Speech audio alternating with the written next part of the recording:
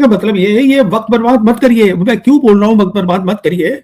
उसका कारण ये है कि दुनिया बहुत तेजी से बदल रही है। मेरे हिसाब से अगर मुझे सलाह देनी होती हिंदुस्तान की सरकार को तो मैं ये कहता, आप टाइम बर्बाद मत करिए। आप देखिए आज जो पाकिस्तान है वो बहुत कुछ हासिल कर चुका है। जियोपॉलिटिकली पाकिस्तान की ज्योग्राफी बहुत अच्छी है। मैं सिर्फ ये कह रहा हूं कि अगर आप उसको सीरियसली नहीं लेंगे तो आप और वक्त बर्बाद कर रहे हैं। ये सिर्फ मैं कह रहा हूं, जबकि आज हम भी ऐसी कगार पे खड़े हैं कि हमें भी तरक्की करनी है। तरक्की के लिए हमें शांति चाहिए है। अगर हमें शांति चाहिए डेवलपमेंट के लिए तो हमें पाकिस्तान के साथ बात करनी है। मैं ये कह रहा था कि पाकिस्तान आज वेस्ट एशिया में तो छाया ही हुआ है, वो सेंट्रल एशियन रिपब्लिक्स में भी अब जा रहा है, जो अच्छी बात है पाकिस्तान के लिए। वहां कहने का मतलब ये है पाकिस्तान जो है साउथ एशिया में भी फैल गया है। आज दुनिया बदल गई है। अगर हमें बांग्लादेश से, नेपाल से, किसी भी मुल्क से बात करनी है, पाकिस्तान को तो करनी हमें है, हमको एज ए इक्वल करनी है, जो हमें आदत नहीं है। हमारी सोच हमेशा ये रही है कि साउथ एशिया में हम सबसे बड़े हैं तो सब हमारी बात सुने, तो ऐसा नहीं होगा, क्योंकि आज हर मुल्क के पास ऑप्शंस है अलग अलग कि आपको पाकिस्तान से बात करनी पड़ेगी। आप आज करें, कल करें, परसों करें, वो आपकी मर्जी है। ना करना is not a option, just as for America diplomacy ना करना is not a good option. ये वही बात है बस। मसला भारत पाकिस्तान का है। इस बीच में कुछ संकेत आए हैं कि दोनों के बीच में बातचीत जैसी कुछ हो सकती है, हो भी रही है, 2 राउंड की हो चुकी है। आरएसएस के नेतागण भी अब बहुत ही बिल्कुल बदले हुए विचार पेश कर रहे हैं। होसबोले के बयान को आपने देखा होगा। क्या आपको लग रहा है कि कहीं कुछ बात आगे बढ़ रही है? देखिए, मुझे ये पता नहीं है कि बढ़ रही है नहीं बढ़ रही है। मैं ये चाहता हूं कि ये बढ़नी चाहिए और तेजी से बढ़नी चाहिए। मैं ये चाहता हूं कि इसमें ट्रैक 2 और ट्रैक 1.5 का कोई मतलब नहीं है। मैं समझता हूं फॉरेन जो है, दोनों एनएसएस को, उनकी तरफ का जो एनएसए है वो आर्मी ऑफिसर है, वो है लेफ्टिनेंट जनरल आसिम मलिक, जो डीजीपी है आईएसआई के। तो उनकी तरफ आर्मी ऑफिसर है, हमारे यहाँ आईपीएस ऑफिसर है। तो साहब, सबसे तो पहले आप बातचीत करिएगा दोनों, चाहे आप बैक चैनल कर लीजिए, पब्लिक मत करिए, और जो हमारी दोनों जो डिप्लोमेटिक रिलेशंस है उसको पहले तो नॉर्मल करिएगा, जिससे कि जो दोनों हमारी हाई कमीशन है वो स्टाफ पूरा काट दिया है, उसको आप पूरा ले आइए।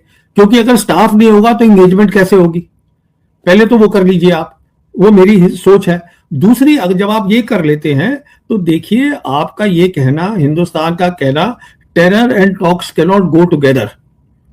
अरे साहब, अगर आप दोनों भी एक साथ बात करेंगे तो दोनों ठीक हो जाएंगे। वो इसलिए टेरर कर रहे हैं क्योंकि आप टॉक नहीं कर रहे हैं। आप टॉक की हामी भर दीजिए तो वो टेरर भी बंद हो जाएगा, उधर आप बात कर लीजिए। कहने का मतलब ये है, ये वक्त बर्बाद मत करिए। मैं क्यों बोल रहा हूं वक्त बर्बाद मत करिए? उसका कारण ये है कि दुनिया बहुत तेजी से बदल रही है। मेरे हिसाब से अगर मुझे सलाह देनी होती हिंदुस्तान की सरकार को तो मैं ये कहता, आप टाइम बर्बाद मत करिए। आप देखिए आज जो पाकिस्तान है वो बहुत कुछ हासिल कर चुका है। जियोपॉलिटिकली पाकिस्तान की ज्योग्राफी बहुत अच्छी है। पाकिस्तान जो है वो हमारे ही जैसे लोग वहां बैठे हैं, हमारी उनसे पुरानी सिविलाइजेशनल जान पहचान है, अनजान लोग तो है नहीं। अब जहां तक मामला है कि कश्मीर का मामला है, वो कब कह रहे हैं कि कश्मीर कल हल करना है? अगर आप कहते हैं कि हमें सिर्फ बात करनी है पीओके और टेरर पे, चलिए उसी से बात शुरू कर लीजिए। देखिए, आपको ये भी समझना है, जैसे मैंने कुछ दिन पहले एक वीडियो भी किया था, आज जो पूरा थिएटर ऑफ वॉर है, जो पाकिस्तान जो देख रहा है वो कश्मीर से लद्दाख तक देख रहा है। और चाइना जो है वो पाकिस्तान के पीछे नहीं खड़ा है, उसके साथ खड़ा है। अब ये भी खबरें आ गई हैं, तो पीछे वाला काम भी खत्म हो गया कि साहब वो उसको हथियार दे रहा था, हम सब बोल रहे थे अरे भाई वो तो वहीं खड़ा है। इसका मतलब जब भी वो कोई हथियार वहां देगा, मैं ये नहीं कह रहा हूं कि पाकिस्तानी उसको नहीं चलाएंगे, पाकिस्तानी ही चलाएंगे, काबिल है उनकी एयरफोर्स। मैं ये कह रहा हूं कि चीन इसलिए वहां खड़ा है, उसको 3 फायदे हो रहे हैं। एक फायदा ये हो रहा है कि जैसे हम एक बोलते हैं कॉम्बैट, लड़ाई करना, कॉम्बैट सपोर्ट, उसको सपोर्ट देना कि लड़ाई से पहले हवाई जहाज वगैरह सब ठीक है, उनका हवाई जहाज है तो वो उसको दे सकते हैं कॉम्बैट सपोर्ट। तो ये फायदा हो गया। दूसरा फायदा ये हो जाता है कि वहां अगर चीन के अपने आदमी बैठे हैं, उन्हीं की कंपनी के इंजीनियर बैठे हैं, तो वो जो ऑपरेशनल वैलिडेशन होता है कि हथियार को हम इस दिखा पाए कि इसने कामयाबी करी है, तो उनको वो भी हो जाएगा। तीसरा, एक सीधा मैसेज हिंदुस्तान को दे रहे हैं कि भाई मैं उनके साथ खड़ा हूं, आप बातचीत करो। और यही शी जिनपिंग भी जब यहां आए थे अक्टूबर 2019 में, तो बात हुई थी बातचीत करो।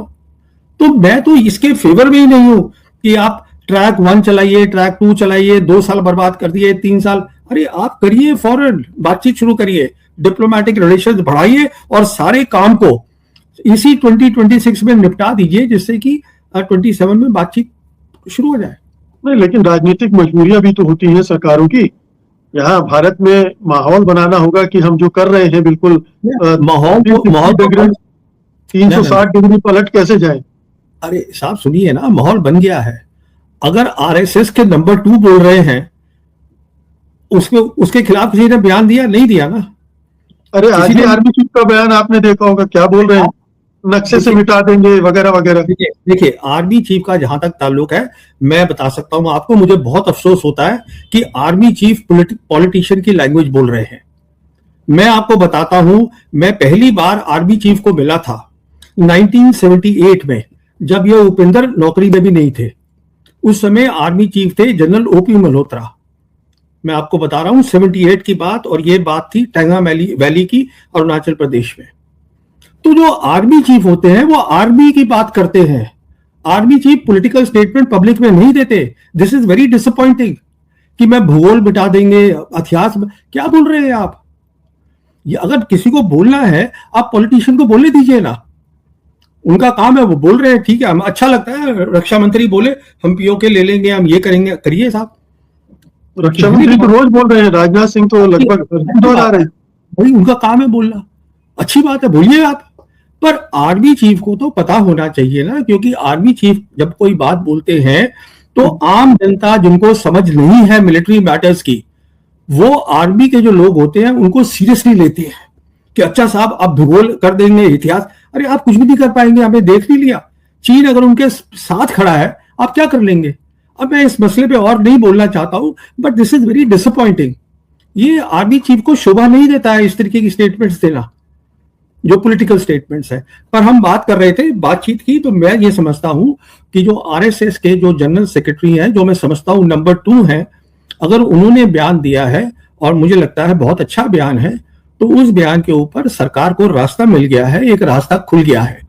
बाकी लोगों की अहमियत है नहीं, क्योंकि सबको बोल देंगे ये एंटी नेशनल है। मैं कितने टाइम से बोल रहा हूं, सालों साल से बोल रहा हूं, पाकिस्तान से बात करिएगा, वो कह देते हैं ये आईएसआईएस को पैसे देती है। तो क्या कह सकते हैं इन लोगों का?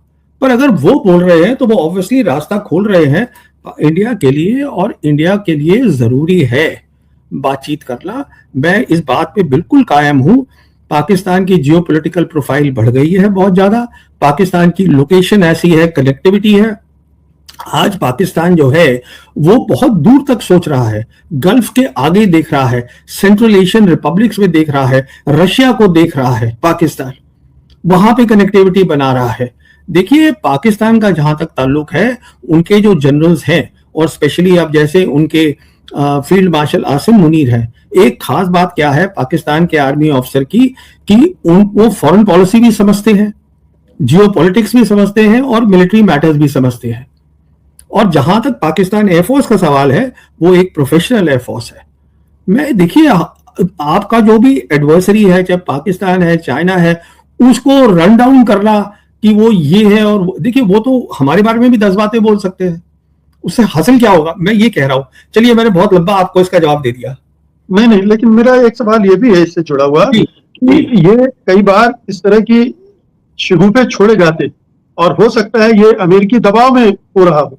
बार बार ट्रम्प कहते रहे हैं कि 2 न्यूक्लियर पावर हैं यहाँ, उनमें कभी भी कुछ गड़बड़ हो सकती है। वो मीडिएशन की भी बात कर चुके हैं। तो कहीं ये तो नहीं है कि पर्दे के पीछे से उनका दबाव है, इसलिए चलिए 1-2 बयान देकर ऐसा 2-4 मीटिंग कर लेंगे तो ट्रम्प भी खुश हो जाएंगे। बात आगे बढ़ेगी कि नहीं बढ़ेगी, ये समझना चाहता हूँ। देखिए बात ये नहीं है कि अमेरिका का दबाव है, बात ये है कि क्या हिंदुस्तान के हित में है, ये बात है। और मैं समझता हूं ये हिंदुस्तान के हित में है। अब सरकार आरएसएस के जनरल सेक्रेटरी को की बात को सीरियसली ले ना ले, वो सरकार का डिसीजन है, वो उनका फैसला है। मैं सिर्फ ये कह रहा हूं कि अगर आप उसको सीरियसली नहीं लेंगे तो आप और वक्त बर्बाद कर रहे हैं। ये सिर्फ मैं कह रहा हूं, जबकि आज हम भी ऐसी कगार पे खड़े हैं कि हमें भी तरक्की करनी है। तरक्की के लिए हमें शांति चाहिए।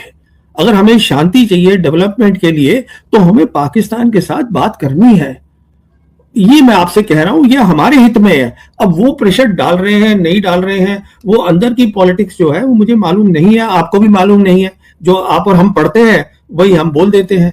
पर हमें तो ये सोचना है ना कि क्या ये हमारे को फायदा होगा। तो साहब उसका जवाब है जी हाँ, फायदा होगा, हमें करना चाहिए।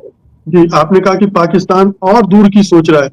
हाँ, मोदी जी भी दूर की सोच रहे हैं, वो भी यूएई में जाके डिफेंस पैक्ट कर रहे हैं।